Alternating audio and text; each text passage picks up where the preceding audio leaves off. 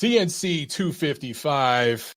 All right. So if you guys want to call in, I know a lot of you are going to have questions and comments about the fights this weekend, man. We had some great fights. And a knockout of the year candidate, I think, for sure, and a couple of upset specials. So, and then a bubble got burst, you know what I'm saying, with Josh Kelly. So let me get right into this. First of all, let's get some news and notes. We don't have a whole lot to discuss, but I am Miami bound this week. I'm going to cover the fight between Canelo Alvarez and Avni Yildirim live for Ring Magazine, all Ring platforms, ringtv.com, et cetera, et cetera. So any of you guys in the Miami area who are going to be at the fight, even if you're not going to be at the fight and you're just chilling there in Miami, maybe we could do a meetup. Maybe Friday night after the weigh-in, something like that.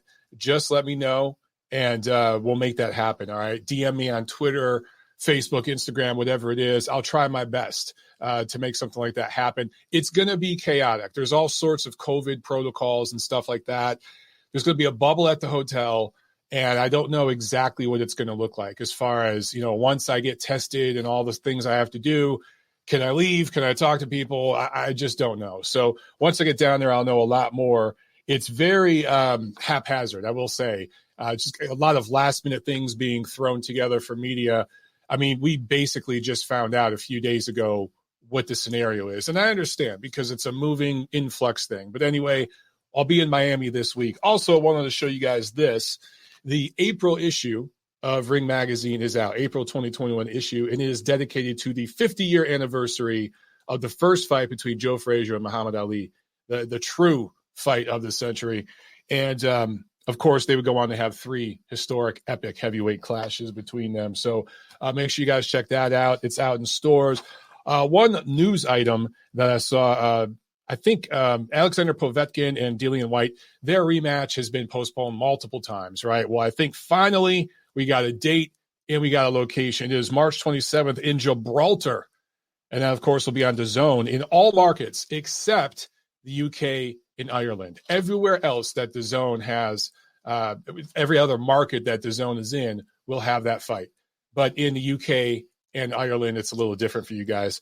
For those of you who don't know where Gibraltar is, okay, and I have had people ask, it's a tiny little British territory, like on the very southern coast of Spain.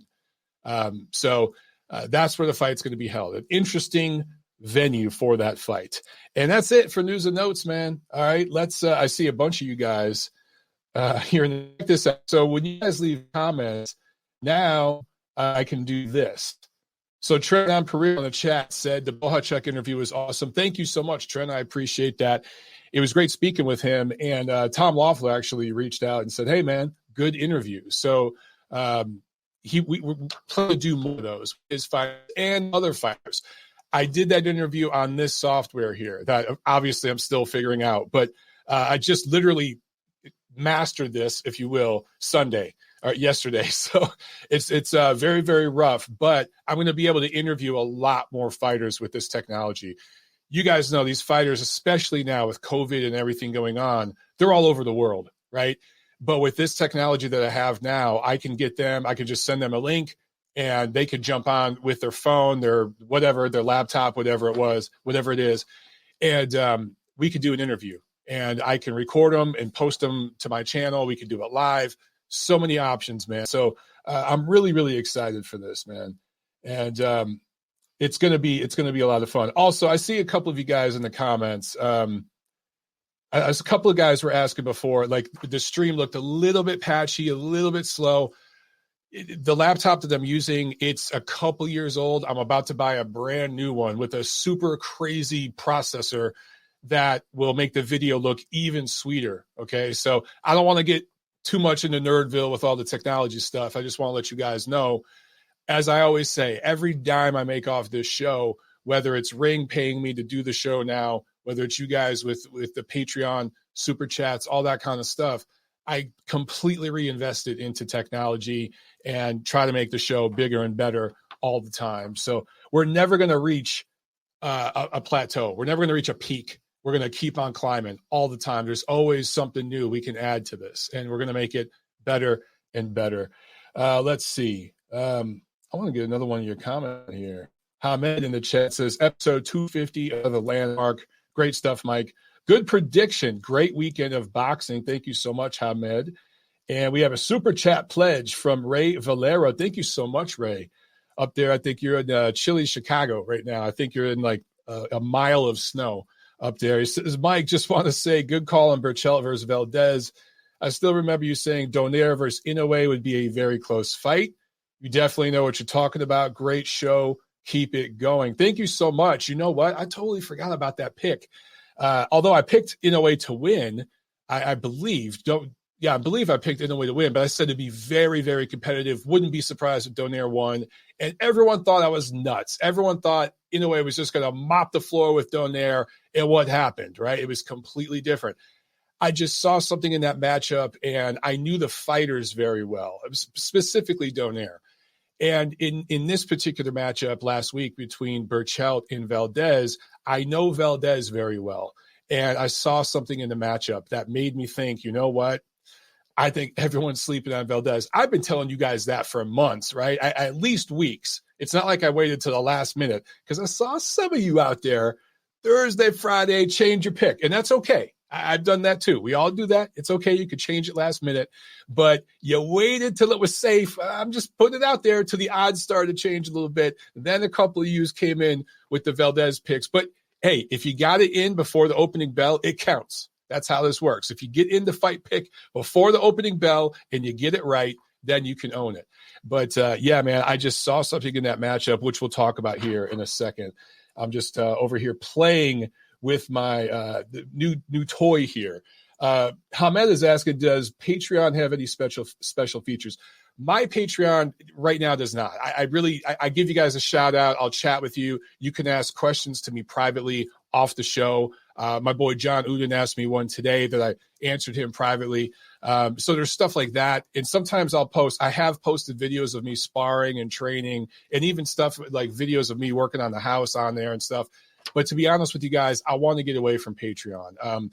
Now that I'm being paid by Ring to do this and everything, I don't feel comfortable doing Patreon, and I want to put out my own website, and this is in the works for later this year, and I promise I'll get back to boxing. But I want to have my own website where I can have some MOB merch on there, right? I can have some MOB T-shirts and stuff. I got to get going with all that. It's just I've been trying to get this technology situation together with the show first before I do all that. But also on the site, I'll have like a donate button where if you guys just want to do a one-time donation, hey, man, good show the other day, here's a $5 tip, boom, something like that. I'd rather do it that way than do it on Patreon through this corporate entity who, I don't know what they're doing with that money and everything else because they're taking a small chunk, and it just makes me a little uncomfortable. So that's in the works, man. Okay. Let's get into the fight review. I see a bunch of questions here, guys, and I promise we'll get to them. John Signorella on the chat says, going to call in soon, brother. Please do, man. But you guys see the numbers behind me. There is a glare on that UK number, but I'll read it out loud just so you guys can hear it here. 213-267-7787 in the USA. In the UK, 02081 3051. All right, now let's jump over to the fight review. So real quick, last Wednesday on Showbox, Vladimir Shishkin, unanimous decision win over Sena Akbeko. Of course, those are super middleweights. And then Jameson Figueroa Boca Chica with a majority decision win over Mark Reyes Jr. Welterweights. And then we get into Saturday. It was a loaded Saturday. And, man, this fight, this was a good card starting over in London from Matchroom on DAZN. But in the main event, David Avenesian, TKO 6 win over Josh Kelly, a battle of welterweights here. And this is the first official pro loss for Kelly. He had a draw 2 fights ago against Ray Robinson. Many people felt he got a gift in that fight. I thought it was close. You could argue a draw. It was close, but you could absolutely argue Robinson won that fight. Either way, he got away with a draw. He is now 1-1-1 in his last 3, Kelly is. In this fight against Avenesian, he started well, but then he got cut. Multiple cuts on the back of the head, the front of the head. He was cut everywhere, bleeding profusely. And then he was dropped a couple times in the 6th round before his corner threw in the towel. So I want to give credit to David Avenesian first, because I think too many people were talking about Josh Kelly after this fight, because Josh Kelly had so much potential in the eyes of so many people. And we see this in boxing all the time, right? We see a lot of guys come out with all sorts of hoopla and attention, and sometimes it just doesn't pan out. You have busts. And I don't know, is it too early to call Josh Kelly a bust? I'm not sure, but talking about his style at first, okay, way too much flash from Kelly. He was doing this, I'm just going to call it stupid, because I think it's stupid for people to do it when it's not working. The shoulder roll, the shoulder, the tuck, whatever you want to call it, where you're getting under your shoulder, which it's always good to tuck your chin under your shoulder. I'm not arguing against that. But when you got your damn hands down at your knees and you're trying to slip everything, guys, my coach has always told me there are 4 defensive categories, right? One of the coaches I'm working with now, Christian Steele, here in Atlanta, former professional fighter out of Philadelphia. I think he had something like 25 pro fights. And he's told me about this a few times. He's talked to me, look, man, there's 4 defensive stages, if you will. The first, if you could get away from punches just using your feet, that's great. And then you can have your hands down at your knees and you can have your chin up in the air. If you can use your feet to get away from shots, cool. But at some point, your opponent, if they're experienced and battle tested, which Avenesian is, they're going to cut down the distance. They're going to get to you, and you're going to have to do more than just move your feet. Second stage is to block punches. That means putting your damn hands up and just blocking punches, whether you're parrying them, you're absorbing them, whatever. But just use your hands, your arms to block punches. That's number 2. I'm sorry, that's number 3. Number 2, I apologize, guys. Number 2 is slipping punches, using your head, okay? So it's first with your feet, then it's slipping punches. Number 3 is blocking punches. Number 4 is clinching. The problem with Josh Kelly is he's trying to do the first 2 because he wants, I think, to look cool. It looks cool. And it's easy to do those things early in a fight because your opponent hasn't yet measured the distance properly. So again, once they cut down that distance and you're using your feet, they're right on you. Then maybe you could start using your head. You can pull back, you can dip to your right, to your left, you can get underneath. But eventually they're going to cut that distance down, okay? And then there comes that third element where you have to block punches. And for some reason, particularly mostly in American boxing, but I do see this sometimes with some of the younger British fighters. They think it's not cool to just stand there and block a punch and absorb a shot, to catch and shoot. It doesn't look as pretty as getting away with your feet or slipping or sliding. Yeah, it doesn't look as pretty, but sometimes that's what you got to do. And the number 4, sometimes you got to clinch. If you got a dude right on top of you and he's teeing off and you're up on the ropes and you can't use your feet to get away, you can't slide and slip everything, you can't even block everything, man, just grab the guy, spin him, push him into the ropes, have the ref come break you up. It's okay to use all 4 of those. And Josh Kelly seems only interested in the first 2. And that's what cost him here, because he was in there with an experienced fighter that cut down that distance, chopped down the first 2 lines of defense, and Kelly just did not have the other ones. He was breathing so heavy after the 4th round, I think it was. And I'm like, damn, dude, you're winning this fight. I had him up, I think, 3-1 after 4, I think it was. And I'm thinking, dude, you're winning this fight. He won the first 2 rounds clearly, and you're huffing and puffing like it's the 10th round. Why? Because he's using nothing but feet and head movement and doing this shoulder roll shit and all this. And Avenesian, when you got a guy putting pressure on you like that, you got to shell up, and sometimes you got to clinch. That's what Oscar Valdez did against Berchelt. Now, some of you guys didn't like it. Some of you guys that wanted Berchelt to win, you were complaining and you didn't like some of the tactics Valdez used, but it worked. And you saw the result. So that's the difference between levels with some of these fighters, man. You got to know when to do all 4 of those things defensively, and then you got to know when to pour it on offensively. Sometimes you're touching the dude. Sometimes you're putting full power in. And Kelly just never learned those things. You could get away with what Kelly does in the first 2, 3, 4 rounds of a fight. That's going to work great in the amateurs. In the pros, you got to have levels. You have to make adjustments. So in that respect, Kelly reminds me of Tony Harrison. I have always called Tony Harrison a 5-round fighter. After 5 rounds, he is not the same guy. The first 5 rounds, Tony Harrison is an elite level fighter. After that, he's average at best. So that might be what we have here with Josh Kelly. We shall find out. Avenesian was shorter, older, slower, but battle tested, right? And that was the difference here in this fight. Kelly, a good amateur career, but not great. 2016 Olympics, yeah, he went, but he lost to Daniar Eliusinov, right? The Kazakhstan fighter who looks like a great blue chip prospect now. For Avenesian to plow through Kelly the way he did, and maybe it was too much too soon for Kelly. This was his 12th pro fight. I get it. But for him to mow this guy down, and then remember, guys, it wasn't that long ago that Egidijus Kavaliauskas scored a TKO 6 dominant win over Avenesian, and then Bud Crawford, who, got dropped, flash knockdown, but ended up dominating and stopping Kavaliauskas. So again, I go to levels. There are levels in this game, man. And that win for Kavaliauskas over Avenesian over Kelly, you see Bud beats them all.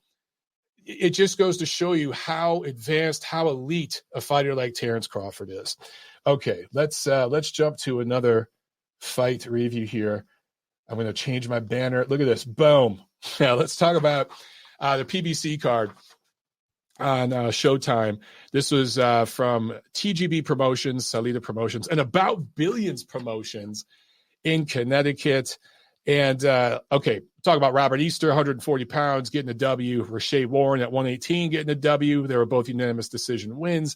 Warren is still a legitimate quality bantamweight. And I think Easter, you can argue, is a top 10, bottom level of the top 10 at 140 pounds. Heavyweight action, the main event. I expected more out of this fight between Otto Wallin and Dominic Breazeale. I don't believe Wallin fought at all in 2020. The last time he fought was against Tyson Fury, and he gave a good effort, cut Fury, but I think it was more of a fluke. I think Wallin is a good, quality, decent heavyweight, but maybe he's borderline top 10, maybe. I think he'll be competitive and make for good fights as long as his chin and durability holds up against any of the top 10 heavyweights. I don't know how many of them he beats, though. I just don't know. But against Dominic Breazeale, who probably is a top 30, maybe heavyweight right now, he just absolutely dominated this fight. And it wasn't until the very, very late rounds where Wallin maybe was a little tired and maybe thought, you know what, I can't knock this guy out. It's going to go the distance. Let me pull back and reserve some energy. That's what I saw Wallin doing, just body language. Breazeale had some moments in those late rounds, but it was pretty one-sided, man. Breazeale, no fights since that KO1 loss to Deontay Wilder in 2019. Punch resistance against elite-level punchers like Wilder, gone. And then just got battered and beat up, looked so slow in this fight. He made Joe Joyce look like Pernell Whitaker out there, just very, very slow. He's had 2 title shots now. He was stopped in both of those. And, he was undefeated when he fought Joshua for the title, got beat up in that fight and ultimately stopped. And then against Wilder, of course, that was a ridiculous matchup. By that point, Breazeale was not the same guy. He had been beat up in so many fights, including fights he won. And then, just obliterated by Wilder. But in those 2 title fights, he made some money. He's made some good money for a guy who is what he is. Okay, no disrespect to him, but the level he's at, I think he's made some good money. And it's time to walk away, dude. If you're getting absolutely battered by Otto Wallin, a guy that, Breazeale is bigger than, stronger than, taller than. Wallin, much better of an athlete, obviously. Wallin, a faster guy, more twitchy. Not that he is a really super fast, twitchy guy. I'm just saying compared to Breazeale, he is. I think Breazeale should hang him up, man. And then the main event, Adrien Broner making his return after a 2-year layoff since that loss to Manny Pacquiao. Unanimous decision win over Jovanie Santiago out of Puerto Rico with a very weak resume, not many fights, making a big leap up in opposition in terms of experience, at least. And, of course, this was billed as a 140-pound fight. And I told you guys last week. Now, look, I had a good fight pick in the Valdez Berchelt, but I blew it on this one because I told you guys, you know what? I think Broner's going to make weight. I believed in him. Holy shit, was I wrong. Not only did he not make 140, 2 days, it might have been the day before the fight, or no, sorry, the day before the weigh-in, they announced, hey, we're going to change this to a welterweight fight. It was no catch weight, like, hey, we're going to do a 144 catch weight. Now we're just going to go up a whole division. Okay. So Broner, it's not like he tried it. Shit, I can't make 140. Let me try for 142, 143, and give Santiago some money. Nah, since he was the A side and they were running the show, they just basically said, hey, you know what? We're going to change the division. So as far as I know, no money exchanged hands or anything like that. Santiago was training and melting down to 140. But a day or two before the weigh-in, it was like, hey, man, you can go ahead and eat some food now. We're going to do this at 147. So that was absolute bullshit, obviously, to start. But it was a good way for Broner's side. At least they came in last minute so Santiago could relax a little bit that last day as well and not have to melt off the last pound or two. But at least they did that much. But, yeah, it was funny because, and look, it was a Ring magazine, or I'm sorry, a Ring TV story came out that said Adrien Broner makes weight for his welterweight fight. And Joe Santoliquito wrote it, who I respect the hell out of, does a fantastic job. But I looked at that headline. I'm like, Joe, he made weight because they changed the division. I don't know if that, I think there was some sneaky genius to Joe titling it that way because he knew guys like me would look at it and kind of scratch our head. So I think it was genius, not trolling, but just genius kind of gotcha. Not clickbait, but just the way he titled that would get guys like me to say something. That was genius on Joe's part. But anyway, the fight itself, and look, guys, I know a lot of you out there hate CompuBox numbers, okay? But I'm going to give you a few here because I get it. CompuBox is inaccurate a lot of times, okay? I would say give them a 10%, plus minus in terms of accuracy. And for the record, they have done studies, and generally speaking, they are within that 10% threshold, okay? But these numbers tell a story, a very, very clear story, that this was a pretty one-sided fight. Santiago landed 207 punches, 30% accuracy. Broner landed 98 for 29% accuracy. Now, there are times where people will say, oh, well, one guy landed twice the amount of punches, but his accuracy was shit. The other guy landed half as much, but his accuracy was outstanding. He was pot-shotting, he was counter-punching, he was boxing pretty. Not only did Santiago land more than twice as many punches, he was slightly more accurate. It was like a fraction of a percent more accurate than Broner. Santiago landed 91 body punches, 11 for Broner. Body punches are included as power punches, right? So that's 91 to 11. And then I think 124 to 49 overall power punches, but that included 91 to 11 body punching. I think Broner landed more jabs, I do believe. But overall, when you look at the punch numbers, the accuracy, the activity, dude, just based on that alone, this was at best a draw, okay? At best. Somehow these judges scored it 117, 110, 116, 111, and 115, 112 for Broner. A point was taken from Santiago for hitting after the bell, even though Broner hit after the bell as well. I did not mean to make that rhyme. So that's why the scores, you guys might be scratching your head. Wait a second, there's a point missing on Santiago's side. That's why. Glenn Feldman's score of 115, 112 is essentially 7 rounds to 5 for Broner. I still think that's a bad scorecard, but I can live with it. I will choose to live with it. But these other two, 116, 111, that's 8 rounds to 4, and 117, 110, that's 9 rounds to 3. What fucking fight were you people watching? Even Glenn Feldman, who's had several bad scorecards and just turned into a house judge. He's absolutely compromised. I'm just going to go ahead and put it out there. That his score was the best, but it still was a poor scorecard. But the other two are absolutely off the revision. That's all I have to say. You know what? I'll say one last thing about Broner. I've said this before, and it always causes controversy, but it's the truth. There is no more privileged fighter in this era of boxing than Adrien Broner. He will get another big fight after this. this will be used as, oh, he's back. He's back, right? You heard Brian Custer, the whole Showtime broadcast saying things like that. The whole crew said all that. He's going to get another big fight after this. Maybe it's Keith Thurman or someone. I'd like to see him fight Regis Prograis. Make that fight happen. That would be a fun fight. I'd love to see that one. But him and Keith Thurman is likely what you're going to get, something like that. I don't like it. It's unnecessary. It does nothing but cool. The guys get paid, whatever. If it's not on pay-per-view, okay, it's a decent matchup. But there are guys out there busting their ass, killing themselves, moving from halfway across the world, moving from Ghana, Ukraine, the Philippines, Mexico, Nicaragua, wherever it is, Cameroon, to a complete other country to fight and try to feed their family back home.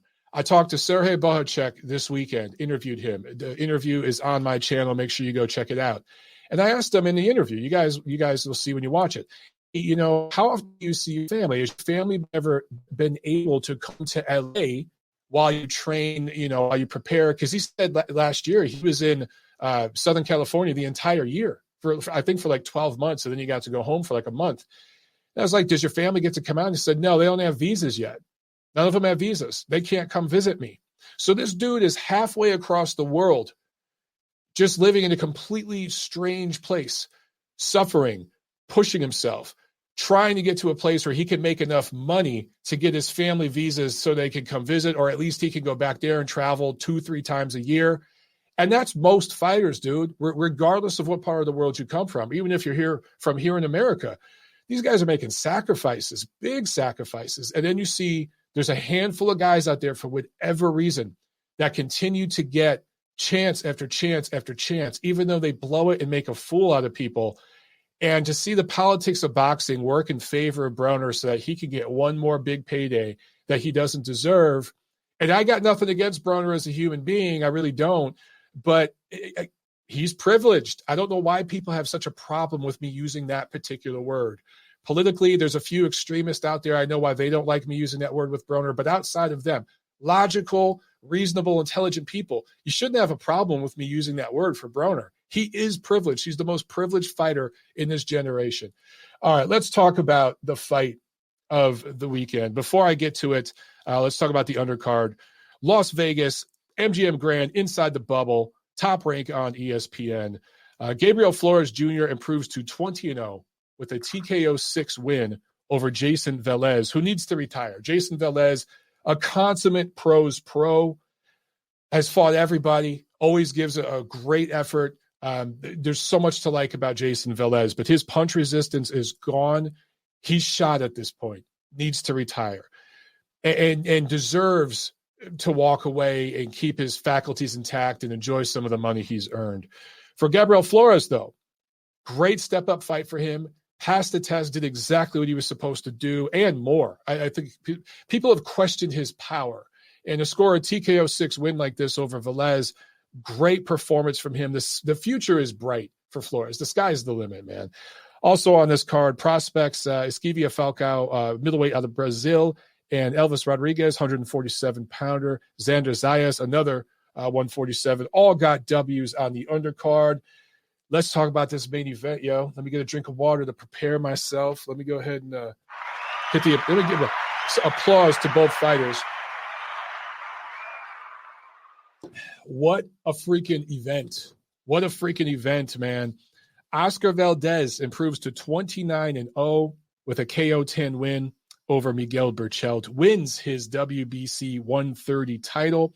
And I think he is the number one junior lightweight in the world right now. Now, this is something that we were arguing on the Ring Ratings Committee this weekend. To date, okay, unless I'm missing messages and I haven't checked all of them, I think I'm the only one on the committee that pushed for Valdez to be number one. Everyone else wants to put Gervonta Davis number one. And I understand that Gervonta Davis has been in the division longer, but my beef with putting him number one is, number one, he's missed weight several times. That's something Valdez has never done.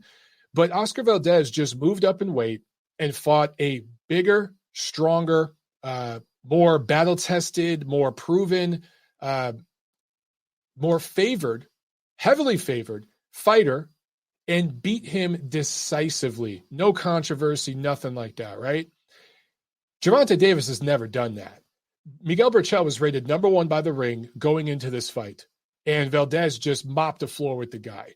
Now, some people are saying, oh, well, Berchelt had trouble making weight. Really? Did you watch the weigh-in? The weigh-in's on YouTube. Go to Top Ranks YouTube channel, watch it. Berchelt looks fine. He had to walk upstairs to get onto the stage. He had to walk down the stairs. I've seen fighters that were messed up at weigh-ins. Dudes will hold the rail while they're walking up the stairs. They'll put one foot, they'll walk up the stairs slowly with their hands on the handrail, helping them get up the stairs. He walked right up, did his thing, walked right down. I've seen guys weigh in that were really drained that did not stay to do press. They ran right back to the dressing room, right? And Berchelt hung around. He did a quick interview with Bernardo Osuna for ESPN, but he also hung around and talked to some Mexican media.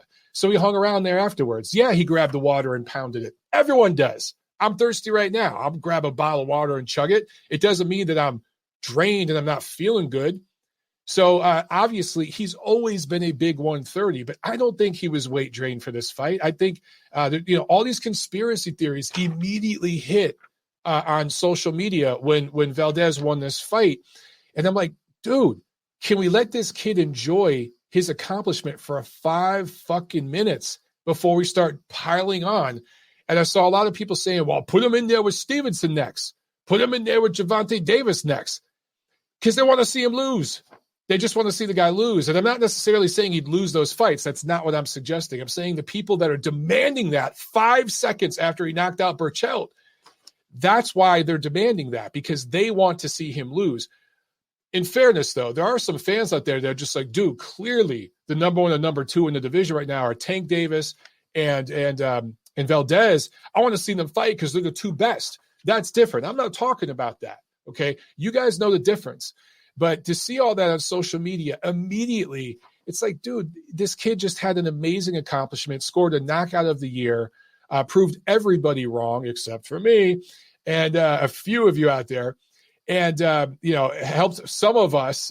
I don't bet, but I know a bunch of you guys out there who thanked me this weekend. Like, dude, I owe you a beer. I made $500. I made $800. A few of you guys DM me. Hey, happy to help. I got a couple of picks wrong. Hey, I picked Josh Kelly by points over David Avenesian, right? I thought that, if he had boxed the way he boxed in the first 2 rounds, he could have done what I thought he was going to do. But look, Valdez, let him enjoy his moment. Give him 5 minutes to enjoy this moment. Then we can start talking about what's coming up down the road, man. But it was just amazing to see that immediate reaction. All right, I got a call here in the queue. I'm going to jump to this call, and then I'll get back to reviewing this fight, because I saw some things in this fight that are just, now they're pretty blatant, right? And it's part of why I picked Valdez. But let's jump over to 702. 702, you're on the neutral corner. Go. Hey, Johnny Signorella here, man. How you doing, Mike? Johnny, what's up, my man? What's up, brother? First of all, you're doing a great job with the technology. We spoke about this on my show about how hard it is to do a chat feed with people, multitask, take in callers. It's rough, brother. So you're doing a hell of a job. Thank you. I don't care what anyone says. Thank you. Yeah, man. Dude. That's what's up. And great. Now I got YouTube. I got the software I'm using. I got, and then, which is what I'm streaming on. Then I have software where I have calls. Then I have my phone. I have a huge mixing board I just bought over here that you can't see on screen. I have a laptop, a monitor. I got so much shit going on. I don't know how I'm not losing my mind right now, but we're making it work, baby. We're making it work. That's all you can do is make it work. We're fighters, man. You got to go all 12 rounds and get to the finish line. It's funny because you need all that equipment. It's like I started with a laptop when I did my show, and now next thing I know, my living room and whatever I do, any kind of podcast, wherever I'm at, looks like a Las Vegas sports book. Like there's monitors everywhere. Yeah. And I can't keep up with this shit, brother. It's crazy, but man. Great breakdown. Oh, it's crazy. It takes a lot to do this thing, but great breakdown of the weekend. The Valdez knockout of Berchelt, I thought was absolutely phenomenal. You saw it coming about a good couple seconds before. Yeah. I was like, oh, shit, here it comes. And then Valdez lands this big punch, on Berchelt. And what happened there was it sounded like a bass drum. It sounded like boom. Yeah. Like you knew it. I was like, oh, no. And when someone falls down face first, it's like that's a situation. Like that's a real situation. But I like the fact where you were going before I called in about the tactics that led up to this. Because I saw a lot of guys leaning in on each other. I thought the uppercuts were really available. It was a very inside fight.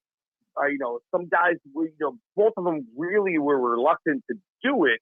But then we saw the inside game really change the game. What was your take on that fight as far as strategy goes? Well, first of all, with Valdez, he's always been the faster guy. I saw people on Twitter saying, like, man, Berchelt looks so slow. He's always been kind of slow and plodding. He always has been. You got to look at matchmaking.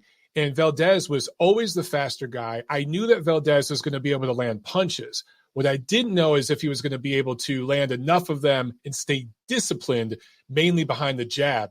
I saw him lunge with some overhand rights and some left hooks that weren't quite landing in the first couple rounds, but his jab was nice and straight. And once he got Berchelt reaching a little bit, then those hooks started to land. Because one thing Berchelt does, and I didn't talk about this last week because I just wanted to see if it'd play out this way. But Berchelt, guys, go back and watch the fight. Anytime Berchelt does anything with his left hand, whether it's just pawing, jabbing, hooking, he drops his right. It's just a habit that he has. And no doubt Eddie Reynoso and his team saw that. I thought they would. Reynoso is turned into, what did I say last week? One of the best boxing minds out there. And every single time, just go back and watch that fight. When Berchelt would paw something out with the left, that right hand comes down and Valdez would time it and just boom, nail him with that hook. And the first one he nailed him with in the fourth round that hit him on the temple, took his legs out. He was never the same after that. Then what Valdez started doing, which was really pretty, Valdez would move to his right box, make Berchelt follow him, touch Berchelt a couple times, push him, move off to his left, get Berchelt to follow him again, touch him, push him, move off to his right. And he just repeated that for several rounds. And then in that 10th round, if you look just before that knockout, he's making Berchelt follow him. He's slipping, he's sliding, he's moving his feet, moving his head. Berchelt lunges, he gets desperate, and boom, nails him with that left hand. It was beautiful stuff, man. Boxing science 101. Absolutely. And that's exactly what I saw as well. Both guys leaning in, and, you're vulnerable when you lean in because, you're a practitioner of the game, the same as I am. And that's dangerous territory right there. Almost like a la, like, you go back to looking at like Marquez Pacquiao type thing. Like, and that was a devastating knockout. And it's using someone's forward momentum against them when you understand how to read the trajectory of the shot, and I almost saw that like borderline coming up with Valdez. Valdez looked so good in that round.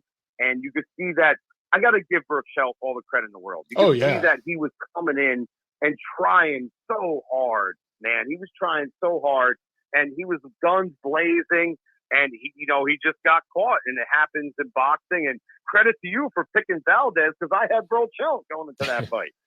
Well, hey man, you had the safe bet. I'm the one that took the ballsy bet. I made a couple of other ballsy bets last week that completely backfired. So it is what it is. But it is funny, a lot of guys will bash me when I get one wrong. Very few will be like, hey, good job when I get it right. So I appreciate you guys on the chat and you, Johnny, for giving me some props here for calling this one. But yeah, man, Berchelt, I can't remember what round it was, but he went back to his corner and in Spanish basically said, I'm fucked. He said that to his corner and they pushed him back out there and tried to motivate him to fight again. It was in, like Mexican slang. He said that. And, I don't know if he made the right choice by putting him out there for a few more rounds. I don't know if he needed to take that much punishment. I don't know if he'll ever be the same, but he seems to be healthy. He got everything checked out. He's okay. But dude, man, what a fun fight. What a performance from Valdez. That was just awesome. I was really concerned when Berchelt went down, and because you saw him twitch a little bit, and like do the Apollo Creed from like Rocky IV, like I was like, oh no, this is not good. I was watching it with my wife, and she's like, oh man, because she gets into it, and I'm so thankful that she gets into it because I got combat sports on at the house all the time, and if I'm not watching combat sports, guys, I'm watching martial arts movies from yesteryear, 80s, 90s. But anyway, those are the for best. Berchelt, he had to go through like the second win, the third win, the fourth win. And when you see a fighter have to recover and recover throughout the course of a fight, that's when you have a damaged guy. And now you're in high-risk territory. Yes, you're in high-risk territory to understand that the fact that it can be damaged and you don't want to see that. And so with Berchelt, when he went down, like, and that was one hell of a bomb, guys. Like, when that happened, I saw the punch being telegraphed. I saw it come. I'm like, he's rushing in. His hands are down for Berchelt and for Valdez,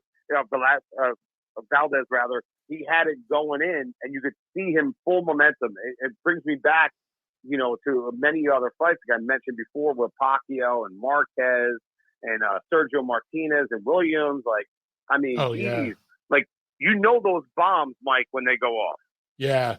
You know what? It reminded me of when I was training, when I was first starting out training, one of my coaches showed me something where a lot of people think, like, if you think of a heavy bag swinging, when the bag's swinging away, if you land a big right hand, they think, oh, I'm moving the bag, right? Because it's already swinging away from you. So some people just inherently think the momentum is going away from you. So if I hit it now, there's more power in that shot. And I remember one of my coaches swinging the heavy bag, and he had me punch it when it was going away. And he said, now I want you to punch it when it's coming back at you, full blast, put, right into it, put your ass into it. And it was swinging back at me hard, and I, boom, put one right into it, and it stopped, right? It was swinging back and forth. As it came into me, boom, my right hand stopped it.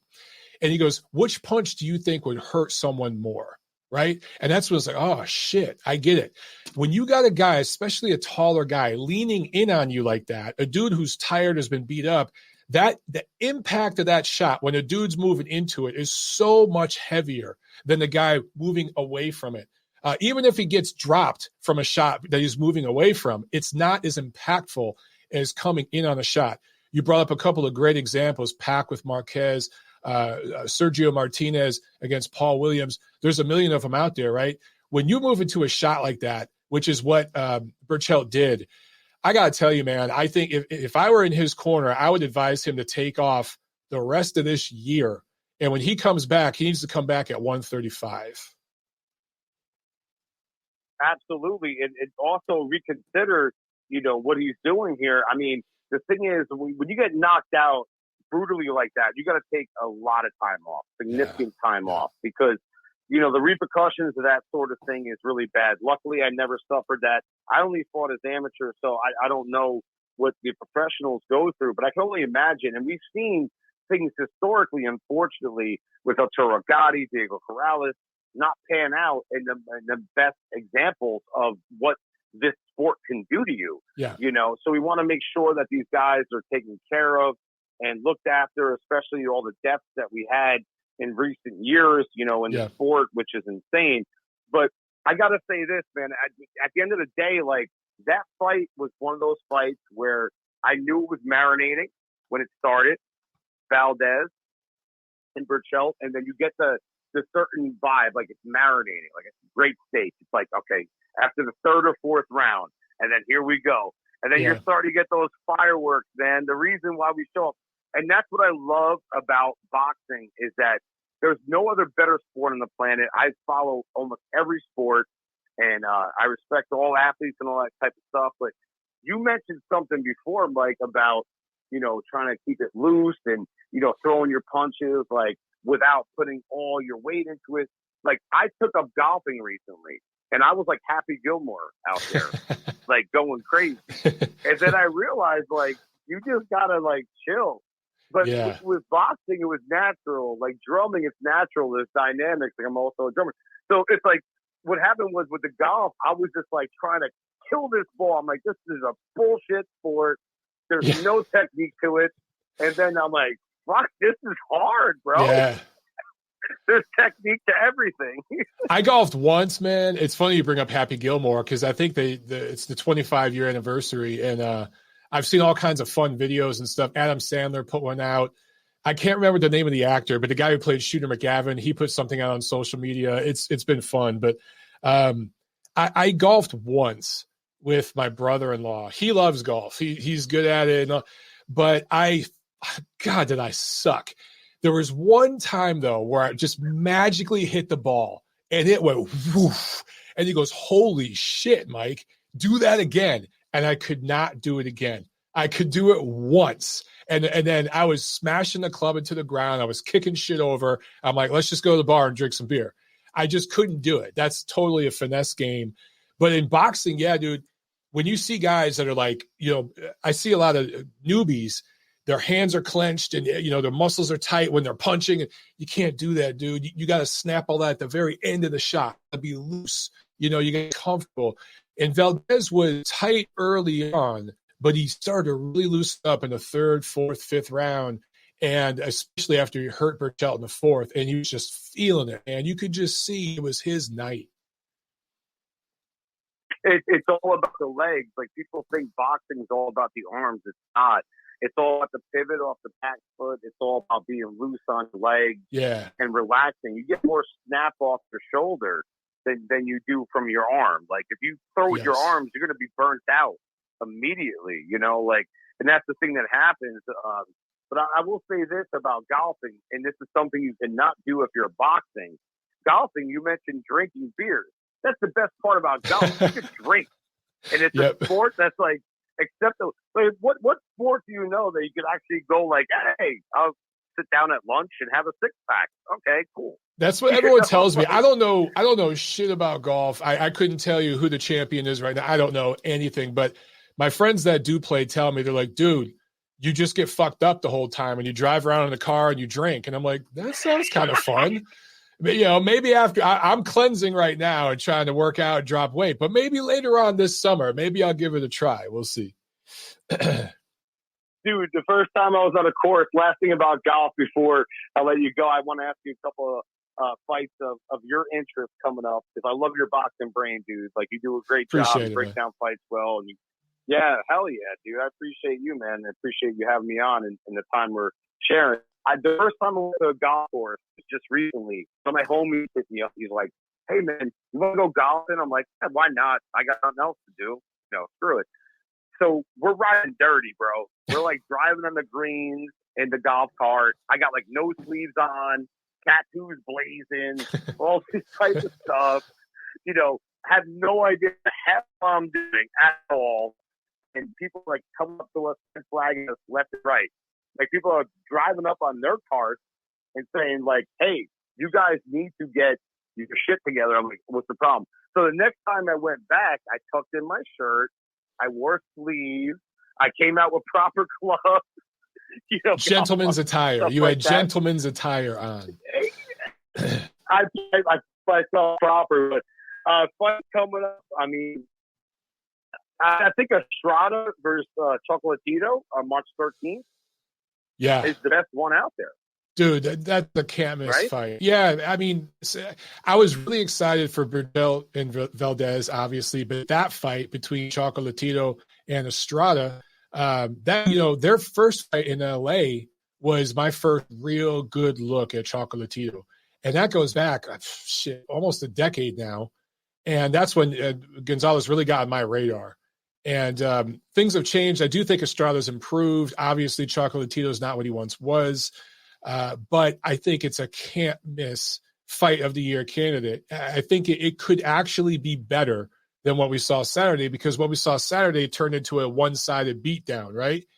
A lot of heart and skill showed, but I think what we're going to get in that fight is more two-way action. And I just can't wait for that one, man. Yeah, it's going to be a good one, man. And I was looking forward to the one with Valdez and Berchelt this past weekend, and it definitely delivered. I mean, if anything, we probably got the knockout of the year so far, and it's very early in the year. But that thing was nasty, bro. Like, you've been watching the fight game as long as I've been watching the fight game, and you know a lot about it. You train. Like, when you saw that, you knew what it was. I was like, it's like, he ain't going to get up, Jim. Dude, before it landed. Yeah, he ain't getting up, Jim. Dude, before it landed.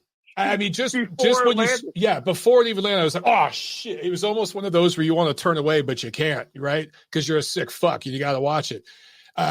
You knew when. I told my wife the same thing. Yeah. I told my wife the same thing. I was like, oh, fuck. I saw it go airborne. I was like, no good. Yeah, right? You just knew, man. That's what it is. That's what it is, baby. It is the cruelest of all sports, man. But that's why you can't look away. You got to, because at any second, But, I mean, that was being set up for several rounds. But to see the smaller guy do that to the bigger guy, just the optics of it was crazy. I don't think anything's going to beat that for knockout of the year. I just don't. It's really tough. And you said the optics, that's really the key word, that what we saw. And a lot of people that saw that, and my friends that will follow it. And I have even bartenders out here in Vegas that follow the sport mildly, would hit me up directly after. They're not hardcore like us and the listeners, but they hit me up and they'd be like, yo, did you see that? I'm like, first of all, of course I saw that. Who are you talking to over here? Of course I saw it. Yeah. On a Saturday night, what do you think I'm doing? I'm watching boxing. Right. And they were like, dude, what the fuck? And I'm like, yeah, dude, that's the reality of the sport. And that's what people have to understand. That's why I respect every fighter that gets in the ring, everyone that wants to do any kind of form of combat sport. I mean, for better or for worse, there's some better people and there's some worse people out there. And whatever it is, whatever it takes to get in the ring, I just love to see people box and be competitive and show appreciation afterwards, because the way that Valdez went to Berchelt after that fight, when he's sitting on his stool, Berchelt is, and shook his hand and gave him a hug, dude, that's what's up, man. Remember Arturo Gatti and Mickey Ward after the third fight, and Arturo gives him the bottle of water, That's a great gesture. It's all about respect. Once it's done, it's done. Exactly, man.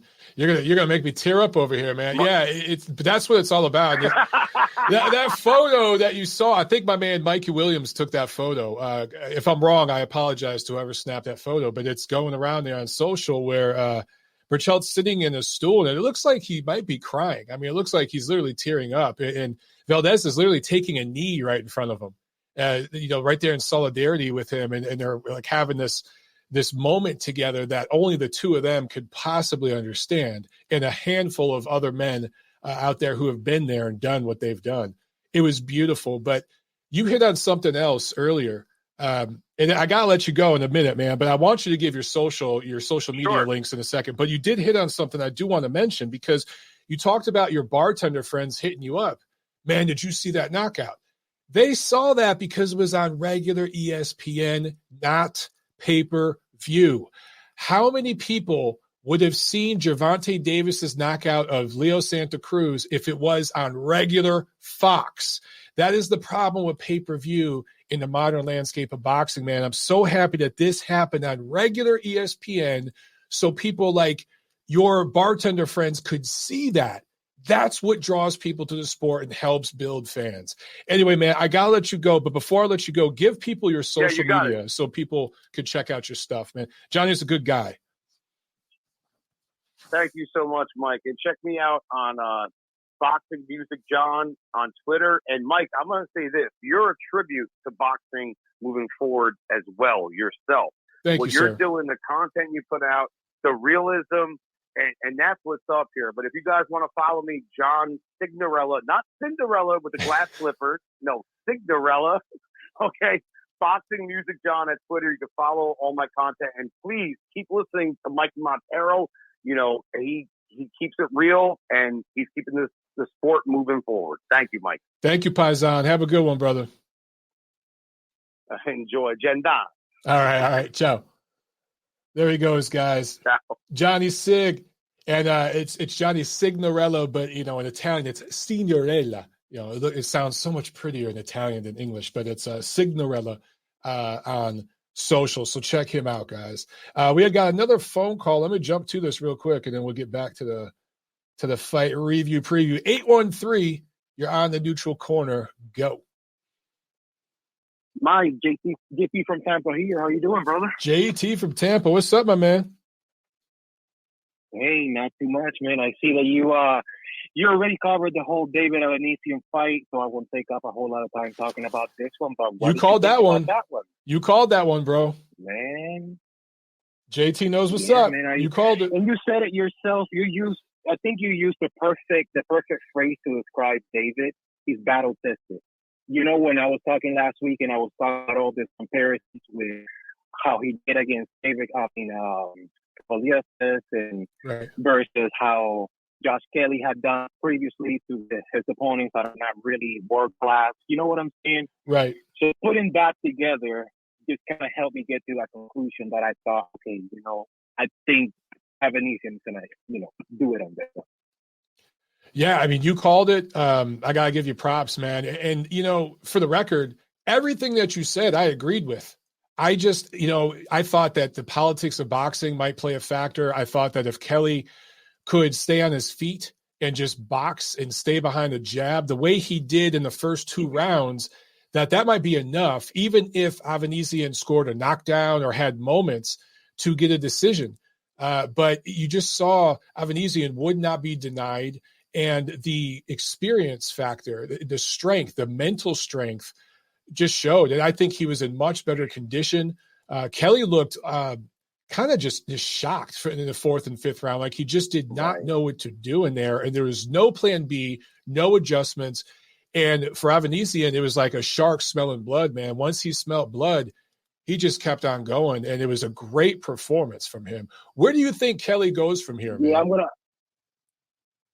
Kelly, he's going to have to go back to that European level and just kind of stay there, just try to rebuild himself up, because it was one of those things where, you know, kind of like that crossroad type of fight where, okay, we'll see how you do against this guy before we can take you to the world class. Now, it seems like they might try to set him up against Colin Benton. Okay. Am I getting the name right? Benton? Well, yeah, I heard they mentioned that, but I don't know. There's no plans, nothing official. Well, now with the loss, it's not looking that yeah, because I think he was there. Let me ask you this. I think he was there. yeah, he was one of the commentators in the fight.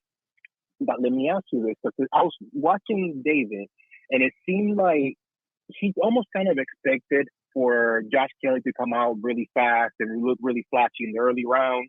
And all he had to do was kind of weather that storm. And he kind of felt, I'm just kind of going off of body language here. I don't know. I could be wrong. But it seemed like he kind of knew that this guy was going to slow down at some point, and then he was going to take over from there. I completely agree. I think that he applied pressure. It was smart pressure. I do think that, look, Kelly is the taller, stronger guy. Maybe not stronger, but he's definitely the taller, longer guy. And probably faster, younger, all those things. And in the first round or two, that was evident. But he makes massive errors, massive mistakes. And Avenesian saw that. And I don't know if you saw earlier in the show when I talked about the 4 levels of defense, where you use your feet, then you use head movement, then you block shots, then you clinch. And for Kelly, he only knows how to do the first 2. He kept trying to do this pullback, right? At first it was behind the shoulder, but then he was just trying to lean back. He was using his feet, but once Avenesian saw the distance and was able to measure that and cut the distance and cut him down, there was just no plan B from Kelly. So for Avenesian, I think he was just patient. As you mentioned, man, he's battle tested. He's been in there with guys. He knows what a 12-round fight is, a 10, 12-round fight. And so he was able to kind of see the long game. And Kelly, great amateur career, but dude, you're talking 3, 4, sometimes 5-round fights, depending on the tournament. Those are short fights, and you could do all that flashy stuff in a short fight like that. But as rounds wear on and you're dealing with 3-minute rounds, when you're in there with a battle-tested dude, you gotta be able to make adjustments, man, and you just couldn't. Yeah, it's really hard to do that for 36 minutes straight. Yeah. You know, and like Kelly, I don't know if I mentioned this last week. He does have all this movement. He looks flashy, but I think he lacks the power. You have to have some type of pop to make your guy respect you and to get your guy out of there. And I think he lacks that. And I'm not going to lie, when I saw the weigh-in, I was like, whoa, he's looking a little big compared to David Avanesyan.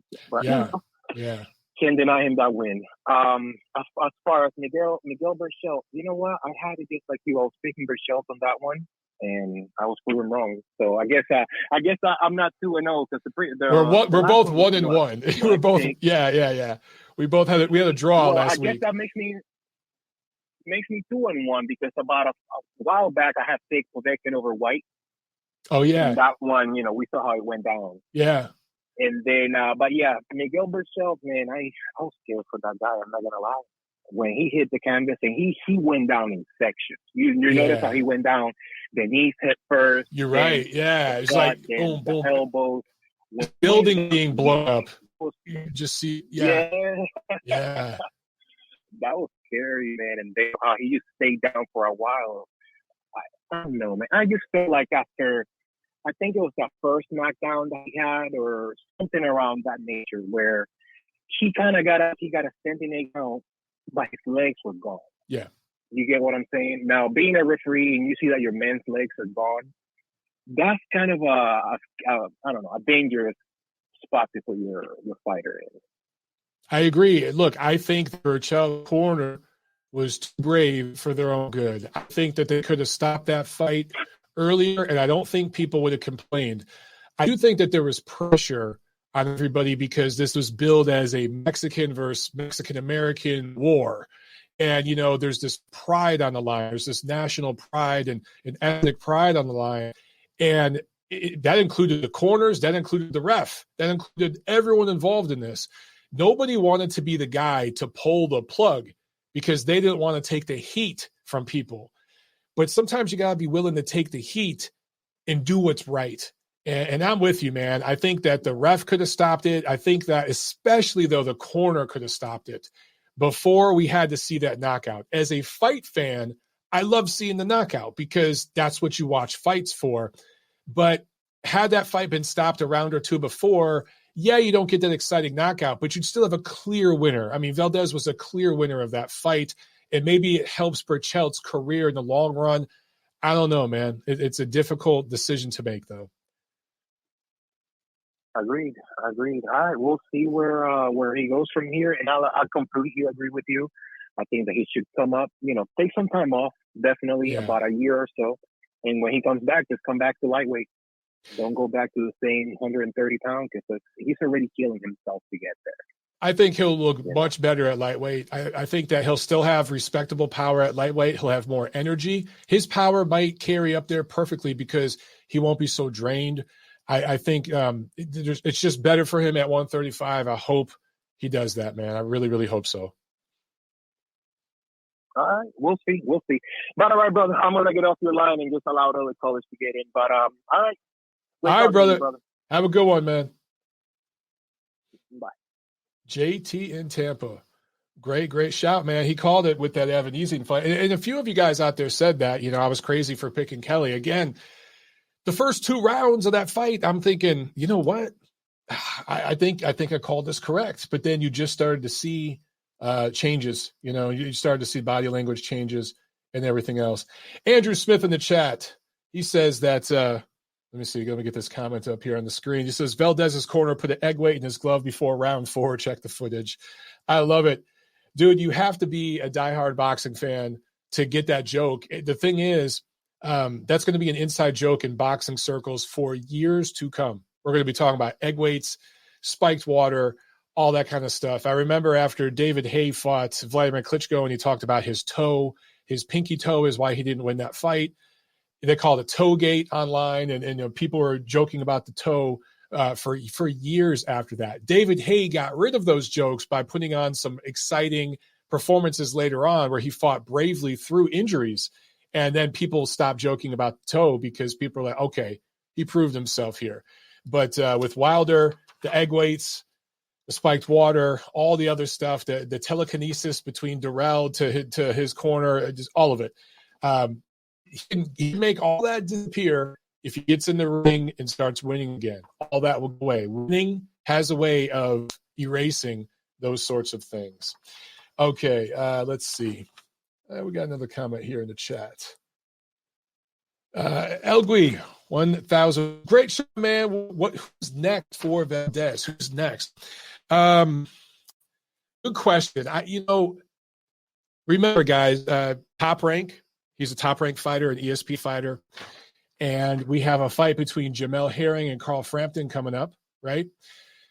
I think Jemele Herring's going to win that fight. It's possible Carl Frampton could, but I think Jemele Herring's going to win. So if you're Top Rank, you've got Oscar Valdez, you've got Jemele Herring, and you've got Shakur Stevenson. Which order do you do these fights? Shakur Stevenson will be the mandatory for Jemele Herring, I do believe, if he beats Carl Frampton.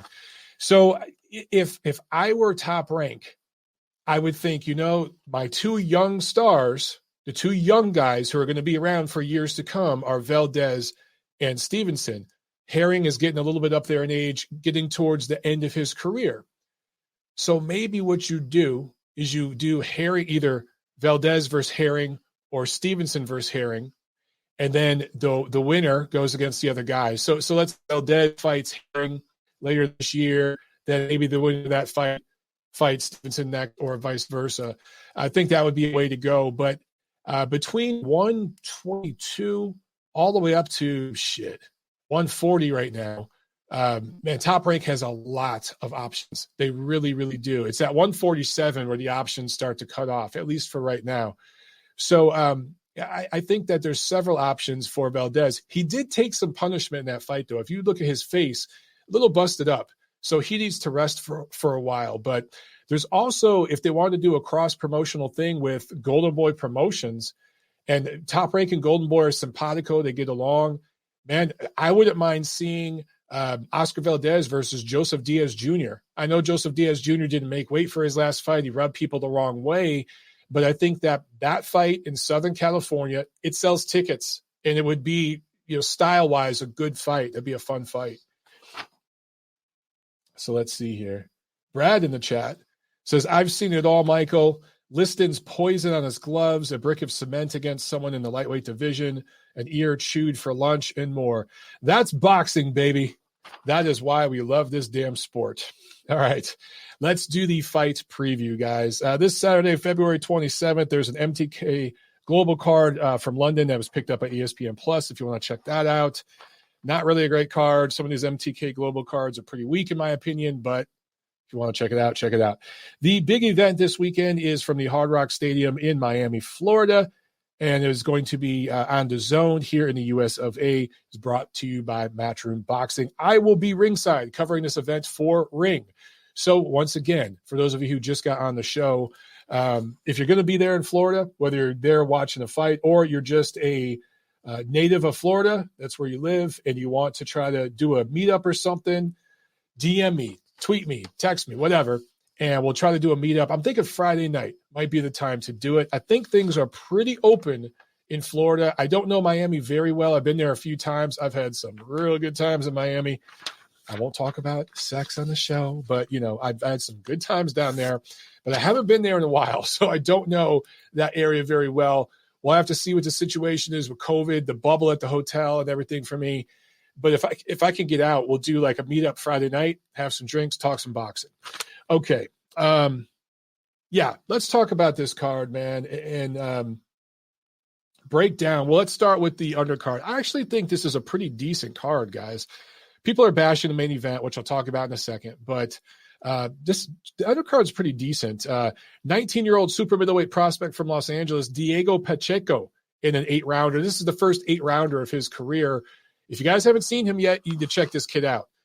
There's several really young prospects in this sport right now that are impressing. I talked about Gabriel Flores Jr. earlier in the show. Diego Pacheco is a guy that you need to be checking out.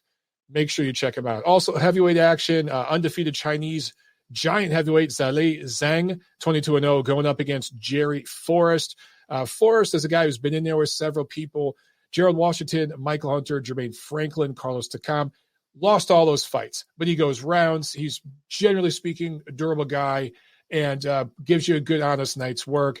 If there's anything to Zhang, this Chinese heavyweight, he should win this fight in dominant fashion. Let's see. He's a little slow in plotting, but I have seen some improvement from him, so we'll give that fight a shout. But the fight on this card that I'm excited about is Julio Cesar Martinez defending his WBC flyweight title against McWilliams Arroyo. This is Mexico versus Puerto Rico. That's always good. But more than that, I've talked about McWilliams Arroyo for years. He's a very good quality prize fighter. He's been in there with very good fighters. He's won some, lost some. He's come up short against the absolute best, but always given them competitive fights. And I think that we're going to see a test here for Martinez. And Arroyo is older, okay? He's not at his best. He's faded. I get all that, but I still think he's got something left in the tank. Of course, I favor Martinez, and I favor him big because I think Martinez is special. But I think that this is going to be a good fight. I think this will definitely be worth checking out. And in the main event, Saul Canelo Alvarez going up against Avni Yildirim, defending his WBC super middleweight title and one of the 5,000 WBA titles in that division. So I think that obviously that is a one-sided fight. This is a mandatory obligation for Canelo Alvarez. Here's the thing with Canelo. I get it. There's been some opportunistic matchmaking recently. I thought that the Kovalev fight was very opportunistic. That was plucking a dude, right place, right time. That was very Floyd Mayweather-esque. I could say the same thing with Callum Smith. Although he was rated number one in the division, a lot of that was just circumstance, right place, right time. I don't think anyone believes that Callum Smith was as good as David Benavidez or even someone like Caleb Plant or Billy Joe Saunders on that night, right? So he wasn't the top challenge for Canelo. I understand it. Now he's fighting Avni Yildirim, who is this guy even a top 10 in the division? He's top 15, maybe borderline top 10. Maybe he'll show us something in this fight. Maybe he has improved since his loss in the first World Boxing Super Series tournament a few years back. But Canelo's going to win this fight big, okay? Here's the thing, guys. He wants to fight 4 times this year. So even if he fights 3 times this year, but especially if he fights 4 times this year, that's a huge story. If the number one fighter in the world, pound for pound, and look, maybe some of you guys have Inoue or Crawford, Canelo's right there, okay? I'm not going to argue with you over that. I personally, at this moment, rate Canelo Alvarez number one, pound for pound. I think he's earned that. And he's clearly the top moneymaker. He's the top brand. He's announced his promotional company. They're licensed now in Nevada. That's where they're going in May. Probably going to be Billy Joe Saunders. If he fights 4 times this year, and he does get a guy like Billy Joe Saunders and ends up taking on Golovkin a 3rd time, or maybe it's someone else. Maybe it is a Caleb Plant or somebody like that. And he ends up fighting, again, 4 times in this calendar year, plus the Smith fight at the end of last year. Dude, that's 5 fights within basically 12 months. That's unparalleled in this generation. Floyd never did that. The last guy to do that at this level was Oscar De La Hoya. You know what I'm saying? So I do think that it's important to check this fight out. I'm not saying it's the fight of the weekend or anything, but I do think that if Canelo can come through with what he's promising everybody, it's a big story. That's important. And hopefully it sets an example for some of these younger guys coming up to just be more freaking active, because that's super duper important. Okay, guys, I think that is it for this show, man. Good stuff, guys. A little bumpy up front with the new software, but we figured that out. Check this out. All I got to do is hit a button to the outro music now. Boom. That's it. A button, and the outro music plays. So, guys, thank you so much.